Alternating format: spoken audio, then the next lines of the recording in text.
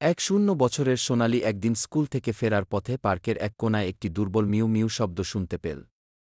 উৎসুক হয়ে সোনালি শব্দের দিকে এগিয়ে গেল এবং দেখতে পেল একটি ছোট্ট বিড়ালছানা পাতা এবং কাঁথার নিচে লুকিয়ে আছে। তার শরীর ছিল কাঁপছে এবং চোখে ভয় ও ক্ষুধা ছিল। সোনালি অবিলম্বে বিড়ালছানাটিকে ধীরে ধীরে তুলল, তার ছোট হাতগুলোতে সুন্দরভাবে রাখল। সে মনে মনে ভাবল, এটি বাড়ির প্রয়োজনীয় যত্ন পাবে না কেন। বাড়িতে ফিরেই সে মাকে বলল বিড়ালছানার কথা। মা প্রথমে কিছুটা চিন্তিত ছিলেন, কিন্তু সোনালির আন্তরিকতা দেখে সিদ্ধান্ত। মা এবং সোনালি মিলে বিড়ালছানাটিকে গোসল করাল, গরম দুধ খাওয়াল এবং একটি নরম তোশক দিয়ে রাখল।